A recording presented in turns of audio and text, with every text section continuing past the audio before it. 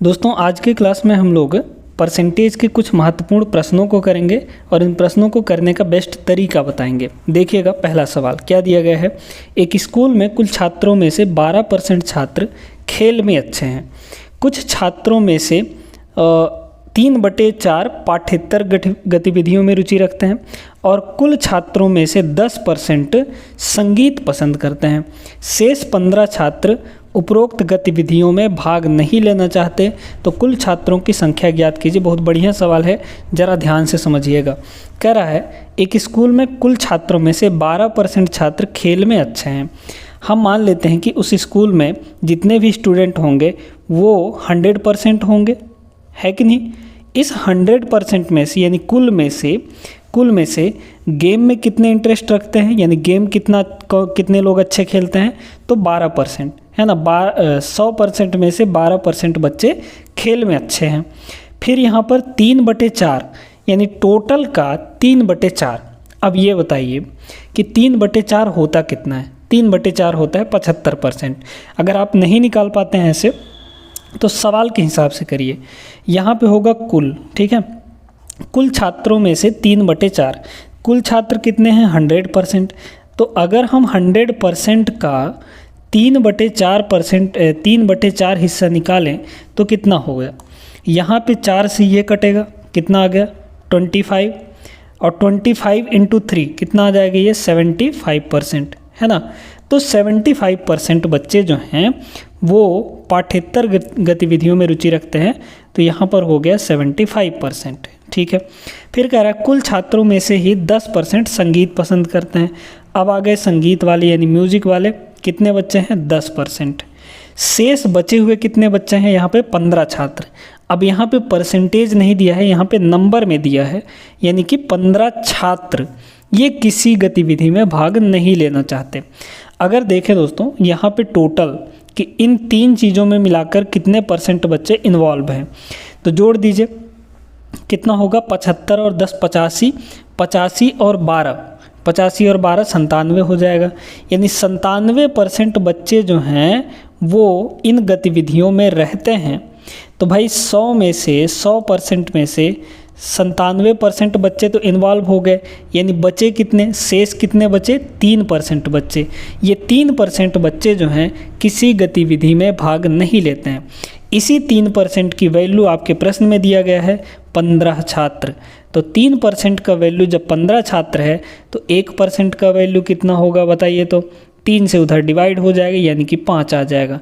तो 1% की वैल्यू 5 छात्र है। पूछा क्या गया है छात्रों की कुल संख्या, तो भाई कुल संख्या तो 100% ना है, तो 1 का वैल्यू जब 5 है तो 100% का वैल्यू कितना हो जाएगा 500 हो जाएगा, है ना। 100 से मल्टीप्लाई कर देंगे 5 को तो 500 इस सवाल का सही जवाब होगा, जो कि आपके ऑप्शन नंबर ए में है। दोस्तों उम्मीद करते हैं कि आपको भली भांति अच्छे तरीके से ये प्रश्न समझ में आ गया होगा, ठीक है। आपको यहाँ पर बीच में जानबूझकर यहाँ पे परसेंटेज नहीं दिया गया था, परसेंटेज ना देके इसका फ्रैक्शन वैल्यू दे दिया गया था। फ्रैक्शन वैल्यू का परसेंटेज वैल्यू अगर आपको याद है तो इसको आराम से बना लेते। आगे बढ़ते हैं हम लोग, अगले प्रश्न में चलते हैं। बेहतरीन प्रश्नों को करेंगे, जाइएगा कहीं नहीं। वीडियो पसंद आएगा तो लाइक ज़रूर कर दीजिएगा। सेकंड प्रश्न यहाँ पर देखिएगा, ये भी एक सिंपल सा ही सवाल है। पढ़िए क्या लिखा है। इसमें लिखा गया है एक संख्या के 82% और 73% का अंतर जो है 72 के बराबर है। संख्या वही है, एक ही संख्या है, उसका जो 82% है और 73% है, उनका जो डिफरेंस है वो 72 के बराबर है। देखिए दोस्तों हम उस संख्या को मान लेते हैं 100, ठीक है। इसी संख्या का अगर हम 82% बोलें तो 82% कितना हो जाएगा 82 हो जाएगा, और उसी संख्या का अगर 73% माने तो 73% कितना होगा 73 हो जाएगा, है ना। इसी संख्या का 73% 73 हो जाएगा। कह रहा है इन दोनों के बीच का जो डिफरेंस है, अंतर है, वो 72 के बराबर है, ठीक है। 72 के बराबर है। अब यहाँ से अगर इन दोनों का डिफरेंस देखें तो कितना आ जाएगा 9 आ जाएगा, है ना। तो 9 यूनिट का जो वैल्यू है वो 72 के बराबर है। तो 1 यूनिट की वैल्यू कितनी हो जाएगी 8 हो जाएगा, है ना। 8 हो जाएगा, 72/9 8 हो गया। कह रहा है इस संख्या का 48% इनमें से किसके बराबर होगा। भाई संख्या तो हमारा कितना है 100, 100 का जो 48% होगा, इसका जो 48% होगा वो किसके बराबर होगा? तो वो होगा 48 के ही बराबर, है ना, 48 के बराबर। तो एक यूनिट की वैल्यू जब 8 है तो आपको पूछा क्या गया है 48 यूनिट की वैल्यू। तो 48 यूनिट का वैल्यू यहाँ से निकाल दीजिए, 8 से मल्टीप्लाई हो जाएगा, यानी 8 इंटू 48 कितना हो जाएगा? 8 × 8 = 64, शुरू में 4 आएगा, शुरू में 4 सिर्फ आपको एक ही ऑप्शन में दिख रहा है ये वाला, ठीक है। बाकी आप कर सकते हैं। उम्मीद करते हैं कि आपको समझ में आ गया होगा। बढ़ते हैं हम लोग आगे अगले प्रश्न पे। चलिए देखिएगा इसको, ज़बरदस्त प्रश्न है। कह रहा है किसी संख्या के 20% को अन्य संख्या के 36% से जोड़े जाने पर दोनों संख्याओं के योग का 30% प्राप्त होता है। बड़ी संख्या छोटी संख्या से 20 अधिक है, दोनों संख्याएं ज्ञात कीजिए। बहुत बढ़िया सवाल है, ध्यान से सुनिएगा कैसे करेंगे। कह रहा है किसी संख्या के 20% को, हम यहाँ पे एक संख्या मान लेते हैं, एक संख्या x, इसके 20% का मतलब गुणा 20%। अब 20% का ना फ्रैक्शन वैल्यू, डायरेक्ट आप फ्रैक्शन वैल्यू लिखिए, यहाँ पे आपको परसेंटेज वैल्यू की कोई ज़रूरत नहीं है। तो 20% का जो फ्रैक्शन वैल्यू होता है वो 1/5 होता है ना। ये सारा कुछ हम आपको पहले क्लास में पढ़ा चुके हैं, जाके ज़रूर देख लीजिएगा उस वीडियो को। तो 1/5, तो इस संख्या का जो 20% यानी कि 1/5 है वो किसके बराबर है? को अन्य संख्या के, एक संख्या और ले लेते हैं इस y को, इसका 36%। अब 36% थोड़ा सा निकाल के देखिए, है ना। 36% अगर हम थोड़ा सा निकाल के देखें तो कितना हो जाएगा? देखिएगा यहाँ पे ये आपका 36% हटाएंगे तो बटे में 100 आएगा, ठीक है। इसको ना आप लोग यहाँ पे मल्टीप्लाई डिवाइड कर दीजिए। डिवाइड करेंगे तो कितना हो जाएगा? 4 से दोनों कट जाएगा, तो 4 नहीं हो 36, और डिवाइड में 4 से काटेंगे तो 25 आ जाएगा। यानी कि दूसरी संख्या का 9/5, 36% यानी 9/25, ठीक है। जोड़े जाने पर, इन दोनों को जब जोड़ा जाता है तो किसके बराबर प्राप्त होता है? दोनों संख्याओं के योग का। दोनों संख्याएं कौन कौन सी हैं? x और y है, इनके योग का 30% प्राप्त होता है।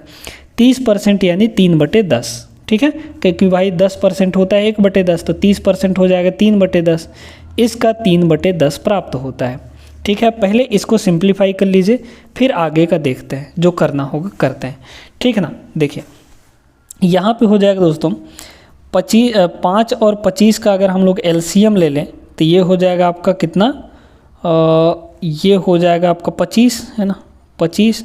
तो 5x ऊपर बना 5x और प्लस यहाँ तो 9y है ही, ये हो जाएगा आपका 9y, ठीक है। ये करने तो आता ही होगा। इधर हुआ आपका 3 का अंदर मल्टीप्लाई कर दीजिए तो ये हो जाएगा आपका 3x + 3y, और अपॉन में आपका कितना है? 10 है। 5 से दोनों कटेंगे नीचे नीचे, 5 से इसको काटिए, 5 × 5 = 25, 5 से इसको काटेंगे, 5 दूना 10। क्रॉस मल्टीप्लाई कर लीजिए, क्रॉस मल्टीप्लाई करेंगे तो 2 इधर आके मल्टीप्लाई होगा, तो ये हो जाएगा आपका 10x + 18y, है ना। 2 से मल्टीप्लाई कर दीजिए, 5 इधर जाके मल्टीप्लाई होगा तो ये हो जाएगा 15x प्लस आपका 5 × 3 = 15y हो जाएगा, ठीक है। यहाँ पे प्लस, यहाँ तक क्लियर हो गई बात। अब आगे सुनिए क्या करेंगे, इधर ले जाइए, तो 15x इधर है, 15x में से 10x घटेगा तो ये हो जाएगा 5x, इधर 15y है, उधर जाके 18y घटेगा तो कितना होगा? 15 में से 18 गया यानी कि -3 हो जाएगा, तो -3y = आपका 0 आ गया। फिर यहाँ पे कह रहा है कि देखिएगा बड़ी संख्या छोटी संख्या से 20 अधिक है। बड़ी संख्या जो है छोटी संख्या से 20 अधिक है, ठीक है। यहाँ तक क्लियर होगी बात। अच्छा यहाँ से एक काम करिए ना, ये काम करिए, देखिए यहीं से आप लोग कर सकते हैं, और कुछ लगाने की ज़रूरत नहीं है। क्या हो जाएगा? ये हो जाएगा आपका, चलिए ऐसे करते हैं, 5x = कितना हो जाएगा? 3y, है ना। तो x/y की जो वैल्यू है वो कितनी आ जाएगी? y इधर आएगा यानी 3/5 हो जाएगा, ठीक है। अब कह रहा है यहाँ पे कि बड़ी संख्या जो है छोटी संख्या से 20 अधिक है। इसका मतलब ये हुआ कि दोनों के बीच का जो डिफरेंस है वो 20 है ना। जो दोनों के बीच का डिफरेंस कितना है 20 के बराबर है। तो अगर हम इन्हीं में देखें तो दोनों के बीच का डिफरेंस कितना है 2 यूनिट के बराबर है। तो 1 यूनिट की वैल्यू कितनी हो जाएगी 2 यूनिट का वैल्यू 20 है ना, क्योंकि अंतर अगर रेशियो में देखें तो 2 यूनिट का आ रहा है। एक्चुअल में आपको डिफरेंस कितना दे रखा है 20 दे रखा है।